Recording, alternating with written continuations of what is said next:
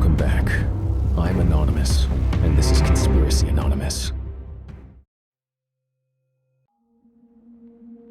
They say history is written by the victors, that reality is what we're told it is, and that the impossible is just a story we tell ourselves to make sense of the world. But what if that's not true? What if the past, the present, and even the future contain cracks, moments, artifacts, and events that don't fit the timeline we've been taught? Today, we're diving into 3 stories that challenge everything you think you know about time, technology, and human ingenuity. 3 cases where the line between the possible and impossible blurs. We'll explore the mysterious experiments of Madman Mike, a man who vanished chasing the secrets of time itself. We'll examine the Antikythera Mechanism, an ancient Greek device so precise it rivals modern engineering and predicts celestial events centuries ahead of its time. And finally, we'll uncover the Baghdad Battery, a 2,000-year-old device capable of producing electricity in a world that shouldn't have known it existed. These stories are disconnected by time and place, yet linked by one thread. They make us question everything we think we understand about history, science, and reality itself. Let's start with Madman Mike. In a quiet corner of Missouri, far from universities, far from laboratories, far from anyone who might intervene, there lived a man who believed time was not as rigid as we've been told. His name was Mike Marcum. To some, he was just an eccentric tinkerer. To others, he became known as Madman Mike. In the early 1990s, Marcum wasn't chasing fame. He wasn't trying to be discovered. He was chasing a problem. A self-taught electronics enthusiast with no formal degree, he spent his nights alone, experimenting with high-voltage devices, convinced that electricity held secrets far beyond light bulbs and power lines. What began as a simple attempt to build a Jacob's ladder quickly diverged into something he claims he never intended. Instead of predictable arcs of electricity, Marcum reported something else. A distortion, a shimmering anomaly hovering above his device, as if the very fabric of space had been disturbed. It didn't behave like a spark. It didn't behave like plasma. To Marcum, it behaved like a void. A small tear in reality. Curiosity took over. Objects were dropped into the field. Bolts, tools, small items pulled from his workshop. According to Marcum, they vanished, only to reappear moments later, displaced, sometimes twisted, sometimes altered. To him, this was no illusion. He believed he had stumbled upon a machine capable of moving matter through time. Most stories like this die in isolation. This one didn't. Marcum disappeared, vanished entirely, leaving the machine behind. No explanation, no sightings, no trace. Whispers circulated that he had tested the device on himself and never returned. The small town that knew him as a harmless eccentric began to murmur about impossible experiments and vanished men. The story might have ended there, relegated to rumor and late-night speculation. Then, years later, he reached out. Late-night radio host Art Bell received a call from Marcum, who sounded cautious, measured, aware of how extraordinary his story sounded. When he spoke on Coast to Coast AM, listeners didn't hear a wild-eyed prophet. They heard someone careful, hesitant, someone trying to describe events that defied understanding. He admitted he didn't know what had truly happened, only that something had occurred that changed everything he believed about time. Experts were skeptical, naturally. Some acknowledged that Marcum's understanding of high-voltage systems and electromagnetic fields wasn't imaginary. The physics didn't prove time travel, but it didn't completely rule out strange effects either. That uncertainty was enough. Support came afterward. Donations, equipment, industrial power access, encouragement from people who wanted to believe that reality still had cracks, that someone could find them if only they tried. The machine had been dismantled during his absence, but the legend of what it might have done lingered. Marcum never became a prophet. He never demanded belief. He never claimed certainty. He spoke like someone who had brushed against something extraordinary, something dangerous, something he could not control or reproduce. And that tone kept people listening, kept the story alive. Skepticism is necessary, of course. Marcum later admitted that memories blur, details shift, and perhaps imagination played a role. Yet, the story survives because it exposes questions we are never comfortable answering. What if the boundary between the possible and impossible is thinner than we think? What if discovery doesn't always come from institutions, but from isolated individuals willing to risk ridicule, isolation, and danger? Madman Mike may not have broken time, or maybe he did, and that's why he vanished. Either way, the story remains unresolved. And perhaps that's the most unsettling part, because once you accept that someone, somewhere, might have stumbled onto something extraordinary, you have to wonder how many other doors have been opened quietly, briefly, and then closed again, and whether we were ever meant to notice. Whether Madman Mike truly tampered with the fabric of time or simply brushed against forces we barely understand. His story reminds us that human curiosity can sometimes stumble onto the impossible. But what happens when that curiosity isn't isolated to one man, one workshop, or one fleeting moment?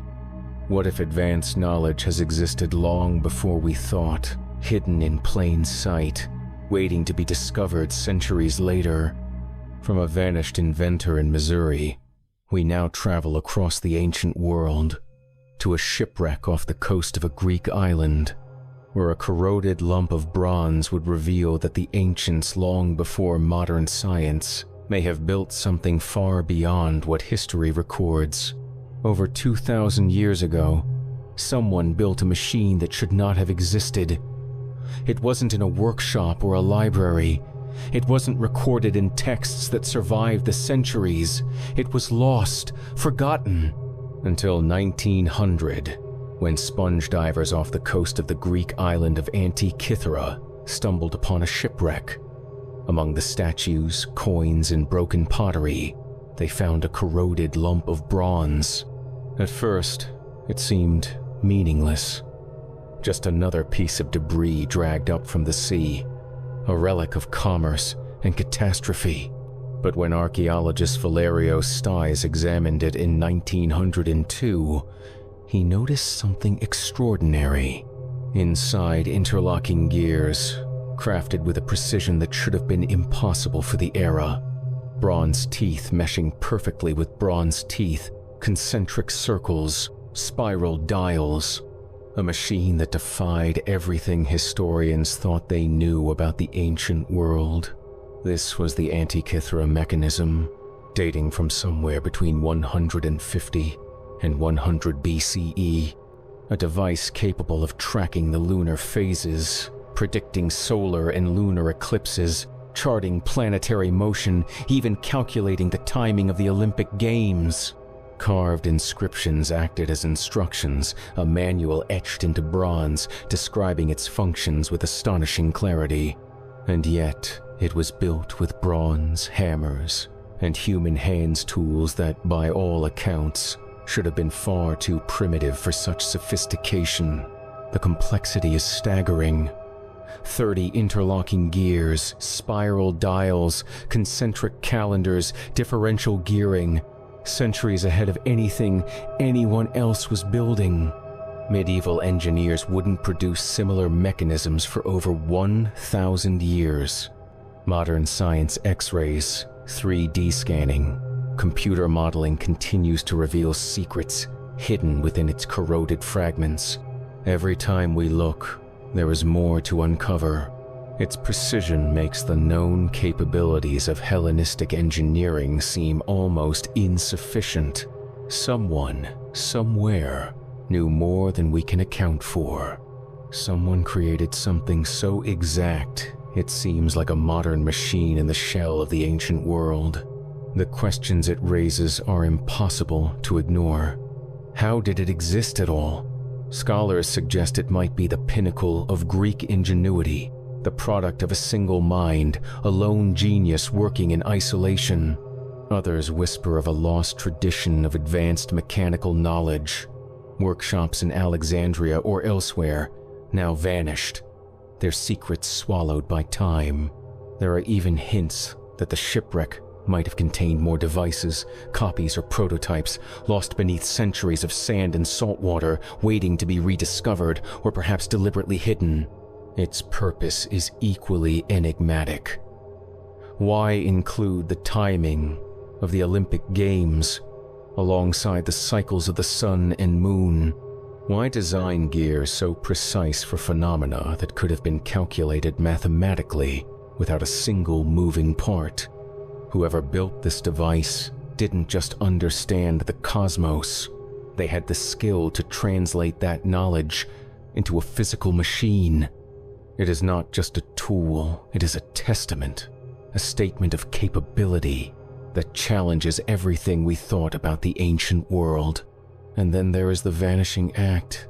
After its creation, this level of mechanical sophistication disappears. For over 1,000 years, no one built anything comparable. Knowledge, skill, understanding, simply gone. What happened? Was it lost to war, to fire, to the fall of civilizations? Or was it suppressed, hidden, deliberately erased? The mechanism asks questions historians are not equipped to answer. It is proof that linear progress is a lie, that brilliance can flare, vanish, and leave only whispers in the historical record. Today, the Antikythera Mechanism sits in Athens, silent, fragmented, incompletely understood. Behind glass, corroded and quiet, it challenges our assumptions about human ingenuity. Every gear, every dial, every etched symbol is evidence of something deeper, a sophistication lost to time, a knowledge that vanished for centuries, a glimpse of what humans were capable of when curiosity, skill, and obsession converged. And the unnerving thought lingers, if something this advanced existed 2,000 years ago, how much else might lie hidden, buried beneath waves, locked away in forgotten ruins, lost to time? How many other machines, devices, technologies, or systems, once built and understood, have been erased from history, leaving only fragments for us to puzzle over? The Antikythera Mechanism doesn't just illuminate the past, it casts shadows over it. It whispers that the impossible has already happened, and that the truth of human capability is far stranger than anyone has ever admitted. The Antikythera Mechanism shows us that advanced knowledge can appear, flourish, and vanish long before we thought it possible. Precision, sophistication, and understanding lost for centuries, reminding us that the ancients may have known far more than history admits. But mechanical genius isn't the only mystery the ancient world has left behind. Sometimes, it's not gears and calendars that defy explanation. It's raw energy itself.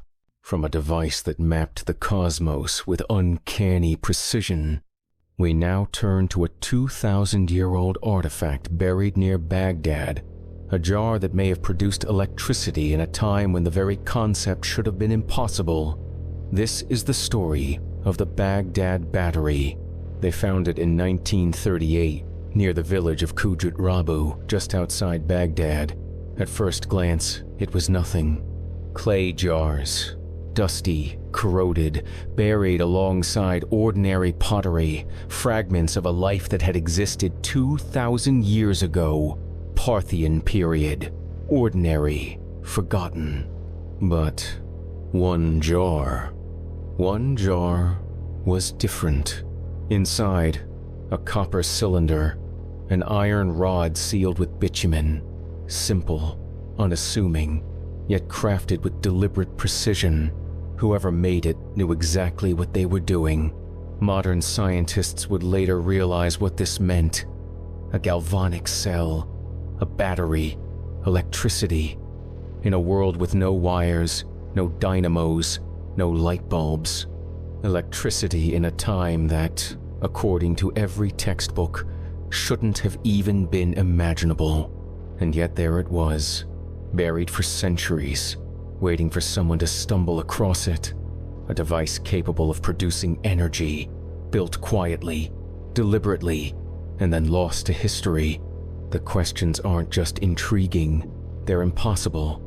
How could someone in the Parthian era conceive of such a device? What was it for? Scholars suggest practical uses: coating jewelry with thin layers of gold or silver, but even that implies a level of chemical knowledge and mechanical skill that shouldn't exist. Other theories are darker, stranger. Ritualistic purposes, primitive medicinal experiments, perhaps using shocks or chemical reactions for reasons we may never understand. Whoever made it wasn't experimenting by accident. They were precise. They were deliberate. And then there's the vanishing act.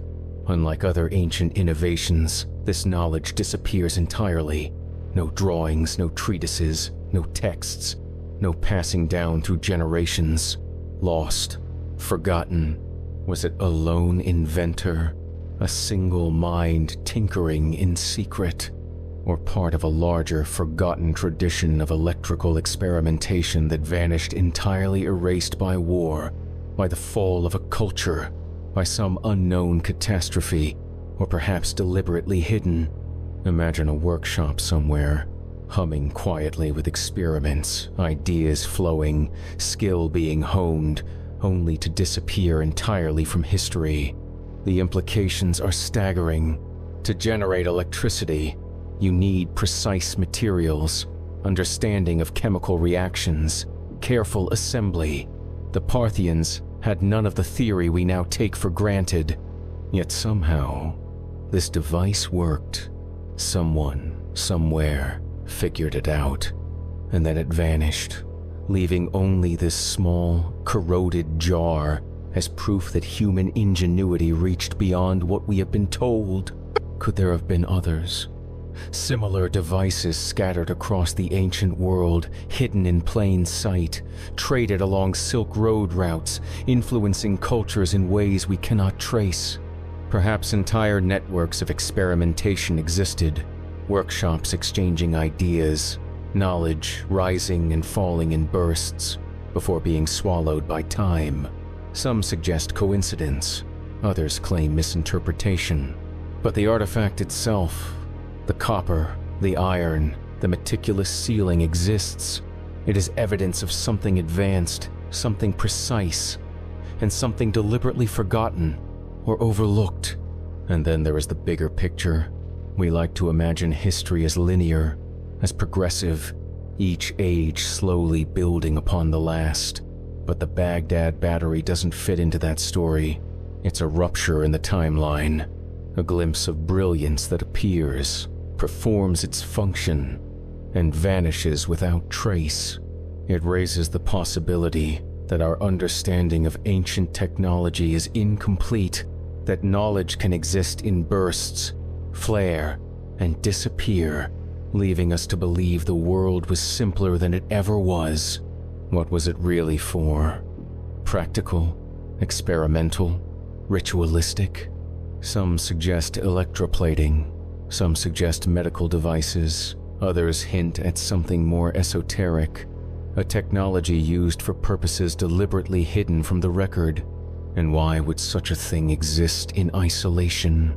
Could there have been a hidden lineage of knowledge, lost over centuries, deliberately suppressed by powers who understood its potential, or perhaps accidentally lost to the chaos of history? Every aspect of the battery is precise. The copper, the iron, the sealing. Whoever built it understood materials. They understood chemistry, even if they didn't understand the theory in the way we do today. This isn't a crude experiment. This is intentional, and it raises questions we may never answer. What else was possible in the ancient world that we've been told is impossible? What technologies, ideas, or methods might have existed, only to vanish without a trace? Today, the Baghdad Battery sits in a museum, corroded, silent, but it speaks if you are willing to listen. It whispers that history is not a straight line. It reminds us that knowledge can be lost, rediscovered, misinterpreted, and hidden. It challenges the very assumptions of human progress, and it makes you wonder what else is out there, buried in sand, hidden in libraries, erased from memory, waiting for someone curious enough to notice. It is a symbol of the impossible, the overlooked, the unrecorded. It forces us to question not just what the Parthians were capable of, but what humans, in any age, can achieve when curiosity, skill, and experimentation intersect. And it leaves us with the haunting possibility that the past is far more complex, far more inventive, and far stranger than the histories we have been told to believe. Madman Mike, the Antikythera Mechanism, the Baghdad Battery, 3 stories, 3 mysteries, 3 glimpses into a world that doesn't follow the rules we've been taught, one man chasing time itself. Ancient engineers mapping the heavens with gears centuries ahead of their time. A forgotten device generating electricity in an age that shouldn't have known it existed. Taken together, they force us to ask uncomfortable questions. Could Madman Mike have actually brushed against the flow of time itself? Did someone in ancient Greece or Mesopotamia understand principles of physics and engineering that we've lost? How much knowledge has humanity truly lost? How many experiments, devices, and discoveries have vanished into obscurity, buried by time, secrecy, or deliberate erasure? And what does it mean when the impossible keeps appearing, over and over, in the most unexpected places? History is rarely linear, progress is rarely clean, and the boundaries of what humans can achieve, whether by curiosity, ingenuity, or sheer accident, are far wider than the record suggests. Time itself may not be as rigid as we assume. These stories don't just challenge what we know about the past, they challenge how we see reality itself. They remind us to stay curious, to question the official narrative, and to look for the cracks where the impossible, and perhaps even temporal anomalies might still be hiding. Because sometimes, the truth isn't in the textbooks. It isn't even in the past as we think we understand it. It's in the shadows, waiting for someone willing to notice, and maybe, just maybe, waiting for someone willing to travel there.